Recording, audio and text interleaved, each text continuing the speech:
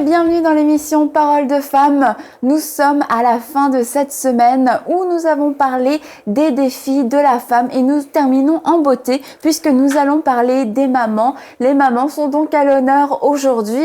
Alors nous sommes toujours avec le pasteur Jocelyne Goma qui nous vient tout droit de Paris, de l'église CRC. Bonjour pasteur Jocelyne. Bonjour Annabelle, bonjour à toutes. Bonjour, quelle joie de se retrouver pour cette émission. Merci. Alors les mamans, on va en parler aujourd'hui parce que les mamans ont des défis. Tout le monde acquiesce. Hein. Les mamans ont des défis et c'est important, c'est vrai, d'équiper les mamans dans leur rôle. On en a parlé au tout début de la semaine que quelquefois la pression était grande sur les mères de famille, à savoir est-ce qu'on reste à la maison, est-ce qu'on ne reste pas à la maison, quelle est l'éducation qu'on transmet aussi. On en a parlé concernant les jeunes filles et puis on va reparler encore de ce côté de l'instruction qui revient à la mère en partie concernant ses enfants parce que c'est un grand rôle qu'elle a que de transmettre cette instruction à la génération qui arrive, à cette génération que Dieu lui confie. Et comment une mère va transmettre justement toute cette instruction du Seigneur? Eh bien oui, la femme devient mère et quand elle devient mère, eh bien c'est exactement cette parole qui s'applique à elle. Hein, une femme sage a une instruction sage sur sa langue. Et c'est ça que le Seigneur attend de la femme, de pouvoir instruire ses enfants dans la connaissance du Seigneur, dans les principes de Dieu, afin que ses enfants ne puissent pas s'éloigner du conseil, de la parole et qu'ils puissent marcher heureux sur la terre et qu'ils soient eux-mêmes des porteurs de la lumière. Alors c'est vrai que dans son quotidien, être mère, c'est toute une pression. Ce sont des réalités parfois difficiles parce qu'il faut se battre pour pouvoir, dans le temps, tout faire, s'occuper des enfants, en même temps gérer peut-être des situations professionnelles. On met les enfants à la garderie parce qu'on n'a pas le temps de faire tout en même temps. Et effectivement, dans le quotidien, on peut perdre cette vision même de l'éducation qu'on doit donner. Parfois, c'est tellement plus facile de mettre les enfants devant la télé et puis de pouvoir s'occuper de certaines choses. Comme ça, on sait qu'on est un peu tranquille, mais il faut veiller. En tant que maman, on a une responsabilité. C'est qu'est-ce que l'on inculque aux enfants? Quelles sont les valeurs qu'on leur transmet? Et ça commence dès le bas âge. Il faut vraiment réaliser que dès les premiers moments, les enfants se positionnent au travers de tout ce qui les entoure et leurs goûts sont formés très tôt. Donc, il faut vraiment jouer un rôle dans la vie de l'enfant pour accompagner les dons, les talents qu'ils ont reçus de la part de Dieu, leur permettre de les développer au maximum, de voir si votre enfant est plus musical, s'il est plus chant, s'il est plus danse. Accompagner les talents pour que l'enfant puisse s'y épanouir, mais aussi encourager justement les activités et veiller à ne pas les emmener vers tout ce qui est la distraction. Parce que dans la distraction, il y a vraiment un travail que l'ennemi fait. Au travers de la distraction, quand les enfants sont vraiment arrivés sur les écrans, ils auront du mal après à se concentrer à l'école. Ils auront du mal après à développer leur propre réflexion. Ils vont être plutôt très passifs.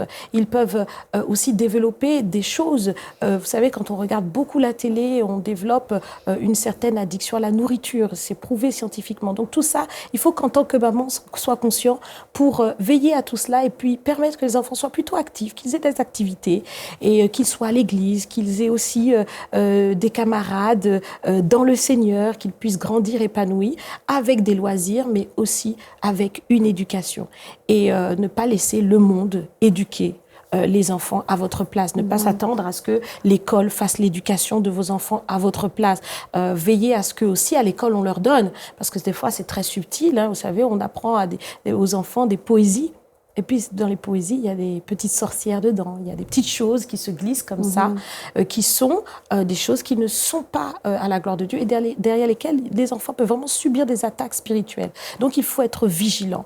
Il faut être là pour eux. Ça demande du temps, ça demande de l'énergie, mais c'est important. C'est la responsabilité de la maman d'y veiller, parce que lorsqu'elle le fait, elle est en train en fait, de placer des semences dans la vie de cet enfant qui demain vont porter beaucoup de fruits. Cet enfant ne va jamais s'éloigner de l'instruction que vous lui aurez donnée. Alors c'est vrai que on pourrait dire qu'en tant que maman, c'est, si je puis dire, quelque chose de fort et de beau. Mais est-ce que la maman est équipée pour ça? Est-ce qu'elle sait le faire? Parfois, on est dans une routine, on ne peut pas transmettre ce que soi-même on n'a pas reçu. Parfois, vous voyez, quand l'enfant grandit, on n'a pas peut-être pris l'habitude de parler avec lui, et il y a un fossé qui se creuse. Lorsque l'enfant grandit, lorsqu'il est ado, il développe son petit jardin secret, puis on ne sait plus comment lui parler. on ne sait plus comment l'aborder parce qu'on n'a pas pris cette habitude. Alors c'est vraiment dans ce cadre que nous, au Centre du Réveil Chrétien, nous prenons le temps avec les mamans de les équiper par des enseignements pour leur dire parlez à vos enfants, parlez-leur, développez vraiment votre capacité à dialoguer avec eux et ne permettez pas que dans le temps, surtout quand ils grandissent, ce dialogue puisse se couper.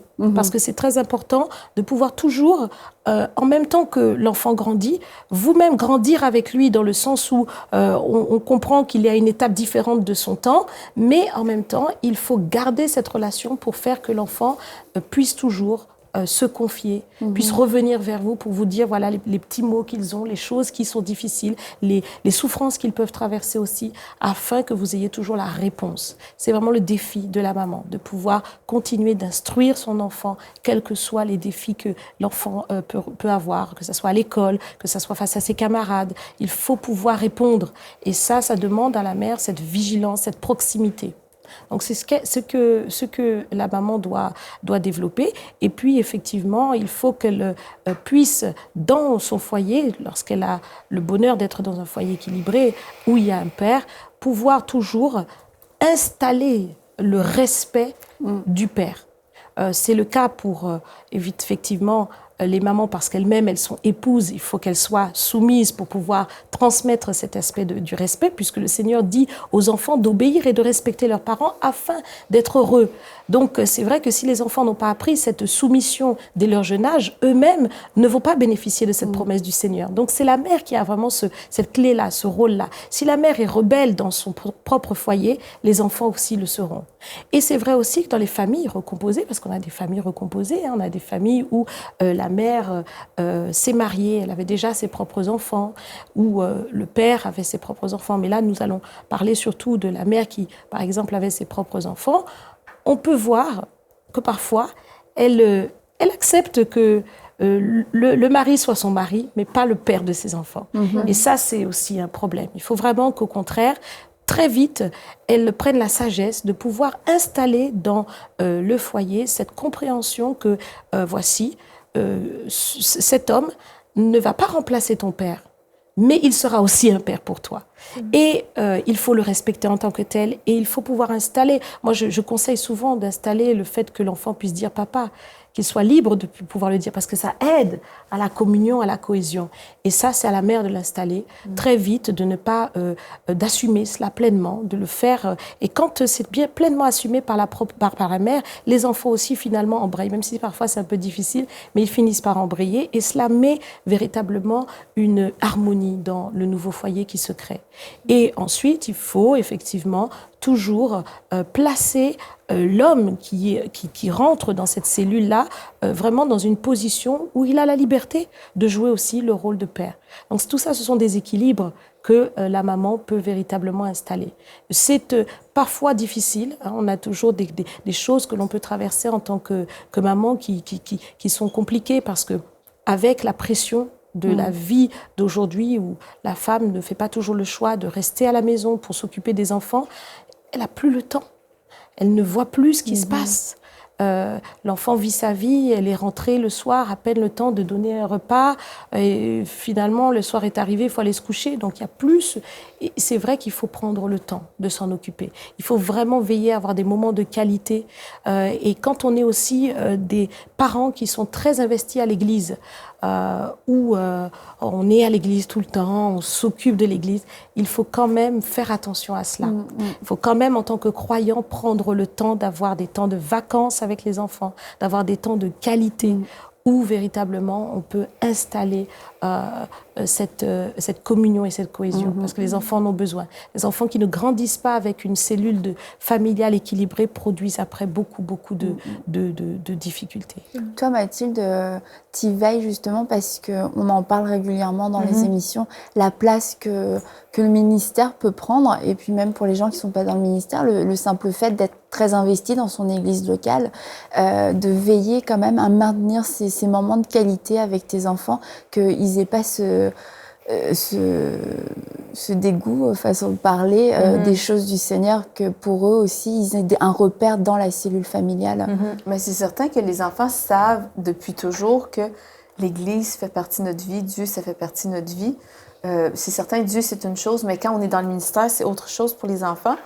Et bien, c'est certain que je fais attention et je le rappelle constamment, souvent, à mon époux, de faire attention de séparer le ministère, l'Église d'avec la vie familiale, parce qu'à un moment donné, ça peut devenir vraiment envahissant, parce que puisque le ministère, c'est notre vie, ça peut devenir la seule conversation qui peut peut-être être parlée. On parle de l'Église, on parle de toutes sortes de choses, de structure, d'organisation, de projets, de conférences, de de tout ce que vous voulez. Et justement, je veux que mes enfants sachent que notre vie, ce n'est pas que le ministère.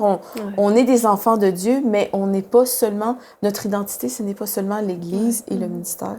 Et je veux que mes enfants sachent que en nous, ils peuvent trouver des confidents, un refuge.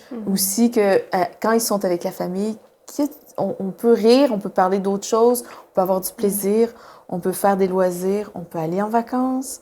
Et voilà. Et ça maintient un bon équilibre. Et puis justement, comme vous en parliez au début, par rapport à la communication, de maintenir ce lien, ce dialogue, ça n'arrive pas par hasard si on n'est pas présent. Si l'enfant peut être disposé à parler, mais si le parent n'est pas là, le parent n'est pas là. Donc c'est certain qu'il risque de se tourner vers quelqu'un d'autre. Et justement, dans ce dialogue-là, on peut être sensible aussi à ce que les enfants peuvent nous dire. Il y a peut-être des moments où les enfants vont exprimer un besoin, peut-être un besoin que la maman soit plus présente. Et dans ces cas-là, faut avoir une oreille attentive et vigilante. Il faut avoir une oreille, et c'est vrai que c'est pour ça qu'il faudrait, en tant que parent, penser véritablement à créer ces moments-là. Parce que dans le temps d'aujourd'hui, c'est très facile pour les enfants, par exemple, au dîner, de manger rapidement sur le pouce et d'aller dans sa chambre. Et du coup, il n'y a plus ce temps pour parler. Donc il faut le créer, il faut accepter d'éteindre la télévision et de se parler. Comme ça, on n'est plus devant la télé en train de dîner, passe-moi le sel, passe-moi le plat. Mais au contraire, on se voit, on partage, on peut avoir un moment de partage et déceler les détresses aussi. Pouvoir voir, mais qu'est-ce qui ne va pas? Là, il commence à s'enfermer. Là, il commence à être toujours dans sa chambre, toujours à ne plus vouloir parler, à être un peu dur dans ses paroles, à commencer à parler avec de la rébellion dans le ton. Donc, toutes ces choses-là, il faut être vigilant, et c'est important de pouvoir justement exposer cela par une façon de vivre. Parce que si chacun est de son côté et que le temps n'est plus géré, c'est vrai qu'on a ces problèmes qui surgissent, et quand ça vous vient en pleine figure. Vous n'aviez pas vu venir, et puis tout d'un coup, la fille a fait une tentative de suicide, la fille a fait une fugue, la fille est partie, elle commence à faire à produire des choses qu'on ne s'attendait pas, et ça vous vient tout d'un coup comme ça. Donc il faut vraiment être présent, c'est très important. Les enfants, quand ils grandissent dans le foyer, ils s'appuient sur les parents. On pense que les enfants, ils s'appuient vraiment, sur les sans parents. Forcément le verbaliser, mais c'est un fait dans leur croissance. Ils s'appuient sur les parents. Oui. Et on parle de présence, et puis moi je suis 100% pour la présence des mamans dans la vie de leurs enfants, mais je crois que les mères monoparentales ont des réalités qui peuvent être aussi différentes, parce qu'elles ne peuvent pas forcément s'appuyer sur un père, un mari qui va être là aussi pour soutenir le foyer financièrement. Et beaucoup de ces femmes ne font pas le choix, mais décident juste de prendre leur vie en main, puis de prendre leur vie financière en main. Et puis elles vont travailler, elles assument un rôle très lourd. Et comment ces femmes-là peuvent vivre sans être constamment sous la condamnation? Je ne suis pas passé assez de temps, mais d'un autre côté, il faut vraiment que j'assure les rentrées financières de mon foyer. Comment ces femmes-là peuvent arriver à avoir une vie de mère épanouie? Oui, d'abord, c'est vrai que c'est leur responsabilité en tant que maman de pouvoir assurer sur le plan financier dans le foyer. Mais c'est vrai aussi qu'elles doivent être déculpabilisées de tout ce qu'elles ne peuvent pas faire, comme une mère qui a son mari à côté et qui est tout à fait, plus libre en tout cas dans ses choix. Il faut qu'elle soit déculpabilisée de cela et qu'elle réalise que c'est une femme de courage. C'est une femme de courage, et le Seigneur est avec elle pour lui donner de triompher et pour restaurer sa sa vie. Maintenant, c'est vrai que au quotidien, c'est pas facile parce qu'il faut à la fois donner l'éducation, la douceur d'une mère, la tendresse d'une mère, et puis en même temps l'autorité du père qui n'est pas là, et il faut pouvoir reprendre l'enfant avec on va dire une main de fer dans un gant de velours. Voilà, pouvoir faire comprendre à l'enfant que là, tu dépasses les limites. Et j'ai vu certaines mamans qui sont complètement dépassées parce qu'à un moment donné, l'adolescent ne reconnaît plus cette autorité-là. Il considère, maman, t'as pas réussi ta vie, qu'est-ce que toi tu penses que tu peux m'apporter, qu'est-ce que tu peux me dire, regarde, tu réussis pas, regarde, aucun homme s'attache à toi, et qui ont des attitudes un peu comme ça, le non-dialogue, les critiques, la rébellion s'installe. Dans ces cas-là, il faut vraiment que la maman s'appuie sur le Seigneur. Il faut qu'elle s'appuie sur le Seigneur pour reprendre la main sur la situation, ne pas penser que parce que l'enfant est parti dans un cycle de rébellion, que ça ne peut pas s'arrêter. Ça peut s'arrêter. Il faut croire, il faut s'appuyer sur le Seigneur et il faut prier. Moi, je dis que lorsqu'il y a la rébellion, ce n'est pas l'enfant qui est en rébellion. C'est le diable qui fait sa crise dans la vie de l'enfant. Parce que lui, il est vraiment contre toute autorité, il est en colère. Donc, il faut le chasser de la maison, il faut réinstaller la paix dans la maison. Et ça, c'est déjà, premièrement, la mère. Il faut que l'angoisse de la pression qui est sur elle puisse tomber. Et cela, c'est dans la prière, en étant régénéré par la présence de Dieu, de réaliser qu'il ne faut pas s'inquiéter pour le lendemain, mais de croire qu'il y a un plan de Dieu, que ça va s'améliorer, que Dieu va reconstruire la vie. Donc, toutes ces choses, lorsque cette paix revient, lorsque cette confiance revient, elle est à nouveau épanouie, à nouveau détendue, et l'enfant le ressent. L'enfant le ressent, et du coup, elle peut aussi prodiguer un conseil à l'enfant qui est beaucoup plus apaisé. Ce n'est plus les cris, ce n'est plus les disputes, ce n'est plus la confrontation, mais c'est une manière beaucoup plus douce de venir, et surtout d'éduquer l'enfant. L'enfant a besoin d'éducation. Il a besoin qu'on s'assoie avec lui et qu'on lui explique. Parfois, il faut prendre le temps de dire à l'enfant, viens, on va s'asseoir, on va parler. Et lui dire, voilà, regarde, qu'est-ce que tu penses de telle chose? Et le laisser aussi s'exprimer. Et ensuite, redresser sa pensée. Donc, il ne faut pas toujours prendre les choses dans le même sens. Parfois, il y a des filles, je peux rencontrer des filles de certain âge qui voudraient avoir des moments de qualité avec leur mère, qui voudraient que les mamans les prennent, les emmènent faire un peu de shopping, faire un peu aller avoir des moments de qualité juste entre mère et fille. Il faut y penser. Il faut que la mère réalise que c'est maintenant qu'il faut le vivre avec son enfant. Parce qu'après, c'est trop tard. Voilà, donc c'est tout ça. Et plus le temps passe, et on arrive à un âge maintenant où les enfants grandissent, les enfants sont grands, mais la vie d'une mère n'est pas terminée. Elle doit continuer à transmettre. Donc, toutes ces choses-là, il faut le réaliser, il y a un temps pour tout. Mais dans le temps où la maman où les enfants sont encore dans le foyer, il faut vraiment, vraiment s'atteler à éduquer. Et concernant la mère monoparentale, je pense que vous vous en souvenez, on avait reçu Merveille qui nous avait donné son témoignage lors de la venue de votre mari. Justement, on avait fait une émission complète sur les défis de la mère monoparentale. Et Merveille était venue, et puis on avait eu une émission vraiment touchante. Alors, je vous encourage à regarder cette émission, les défis de la mère monoparentale, avec le pasteur David Goma. Et c'était vraiment une bonne émission, et on avait pu entendre Merveille, voir comment Dieu l'équipait et l'entourait. C'était waouh, formidable. Et on va, pour en revenir aux saisons dans lesquelles, sur le point dans lequel on était, c'est vrai que ça, c'est drôle, parce que quelquefois, les mamans qui ont des plus petits enfants, des plus jeunes enfants, on peut avoir cette frustration. Yveline va pouvoir confirmer. J'attends la suite pour confirmer. Qu'on ne peut pas forcément tout faire, on peut vouloir aller à des réunions, mais on ne peut pas parce que les enfants sont trop petits, parce qu'on reste à la maison, on veut faire ci, on veut faire ça. Et puis après, quand on arrive dans une autre saison, dans laquelle toi tu es, Anne, où les enfants sont grands, toi tu le vis pas comme ça, mais il y a des mamans qui sont complètement désemparées, que vais-je faire de ma vie alors que 20 ans, 10 ans plus tôt, moi j'ai le temps de rien faire, et puis maintenant que les enfants sont partis, c'est comme le désespoir, le chaos, on sait plus quoi faire. Déstabilisé complètement. C'est ça, parce qu'on a tellement donné aussi pour l'éducation des enfants, c'est toute une vie, c'est un investissement, c'est une énergie, ce sont aussi des habitudes, et donc du coup, il faut accepter aussi de se on va dire, de se désolidariser de la vie de l'enfant, hein, quelque part, parce qu'effectivement, l'homme quittera son père et sa mère, s'attachera à sa femme. Donc, il quitte son père et sa mère. Il faut accepter aussi que l'enfant quitte, qu'il parte.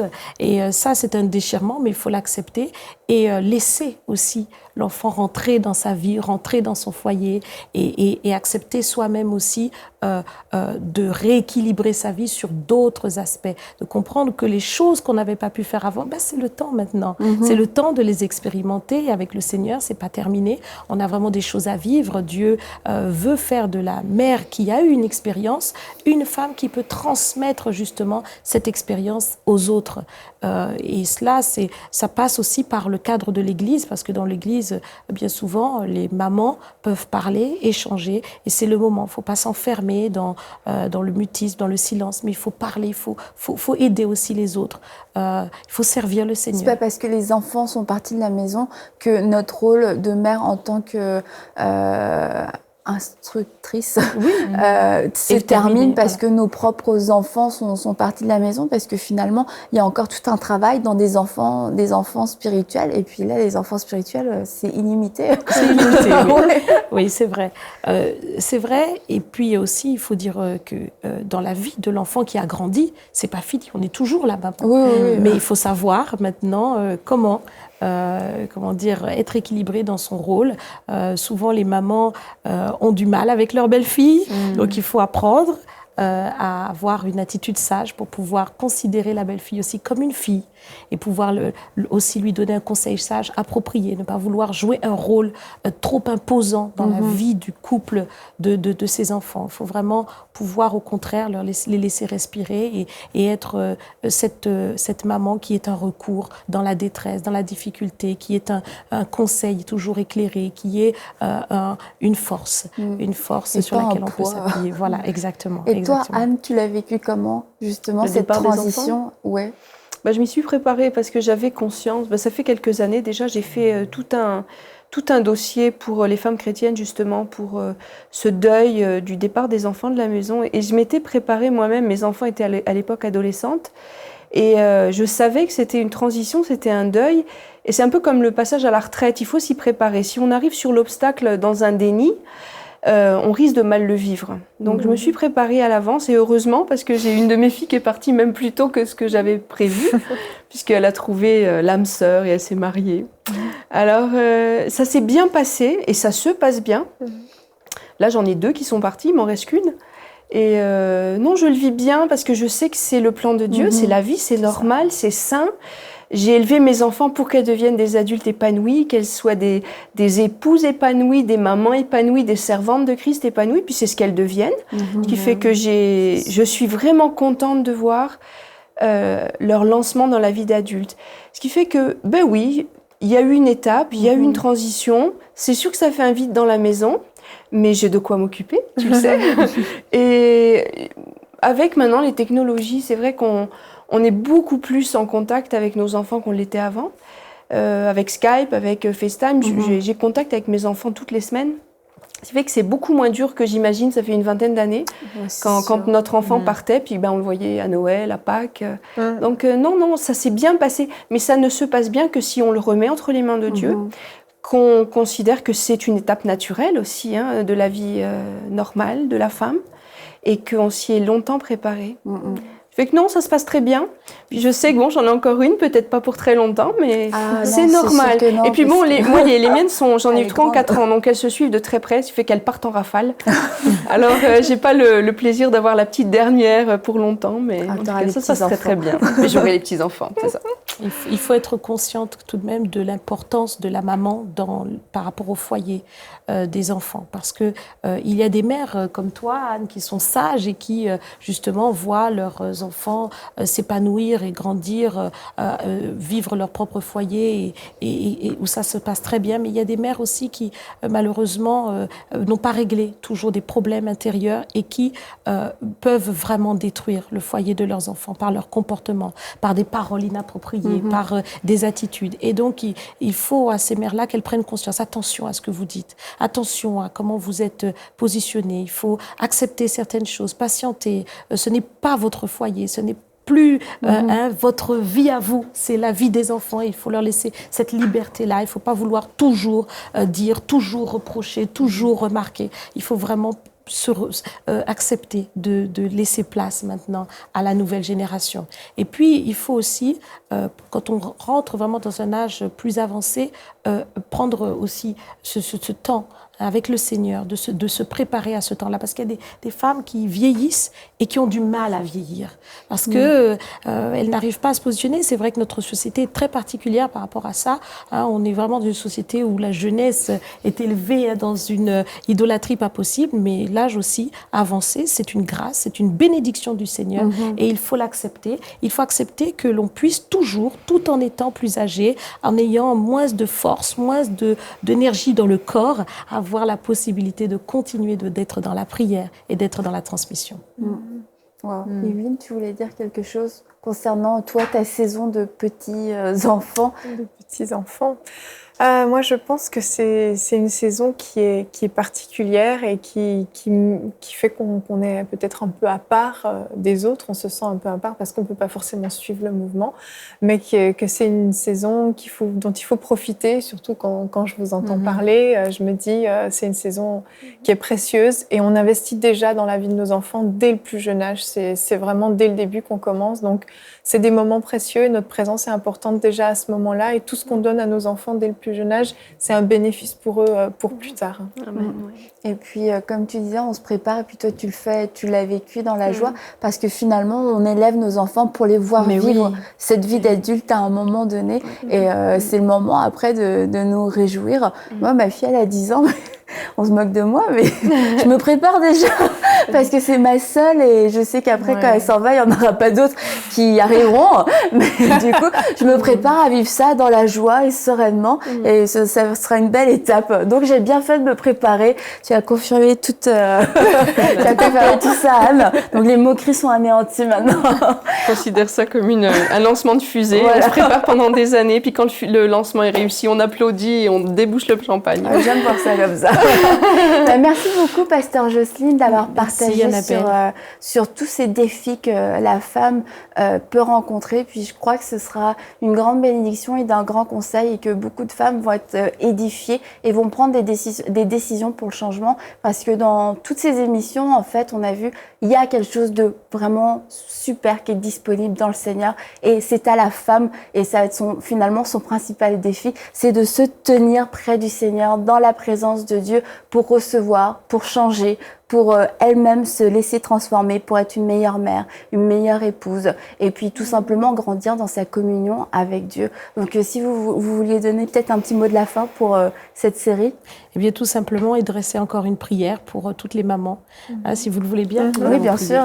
Seigneur notre Dieu, nous voulons te dire merci pour les mères qui nous écoutent, et Seigneur, ô Éternel, qui ont été touchées par tout ce qui a été dit, Seigneur, dans leurs défis quotidiens. Seigneur, nous te prions de les aider à être des femmes qui éduquent leurs enfants dans les principes de la parole de Dieu. Seigneur, fortifie-les là où la situation qu'elles traversent n'est pas toujours facile, là où elles n'ont pas un papa, Seigneur, ô Éternel, sur qui s'appuyer. Nous t'invoquons vraiment, Seigneur, mon Dieu, pour les fortifier, car tu es le Père dans la maison, Seigneur. Tu prends le contrôle de toutes les situations et tu leur donnes, Seigneur, la restauration familiale, Seigneur, car tu fais ces choses. C'est toi qui bénis, Seigneur, et c'est toi qui transformes, Seigneur, ô Éternel, tout ce qui est difficile, Seigneur, en des moments de joie et de délivrance et de témoignage. Seigneur, nous invoquons aussi ta grâce pour les mamans qui sont, Seigneur, ô Éternel, déjà, Seigneur, ô Éternel, dans la transmission. Nous prions vraiment pour celles qui deviennent des grands-mères. Nous prions pour ces femmes, Seigneur, plus âgées qui maintenant, Seigneur, sentent le poids de la solitude. Nous invoquons ta grâce sur ces femmes, qu'elles réalisent, Seigneur, qu'elles ont encore, Seigneur, auprès de toi,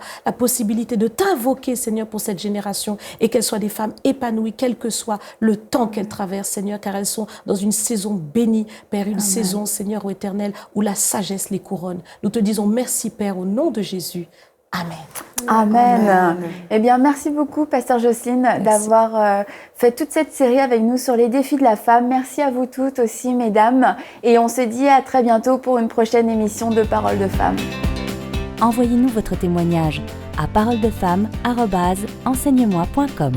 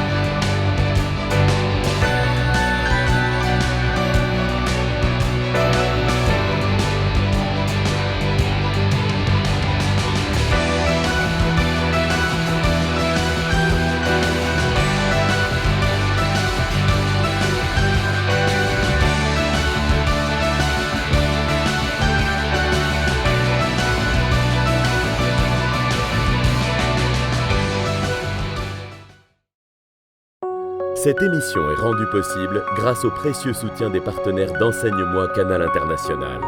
Retrouvez tous nos programmes sur enseigne-moi.com.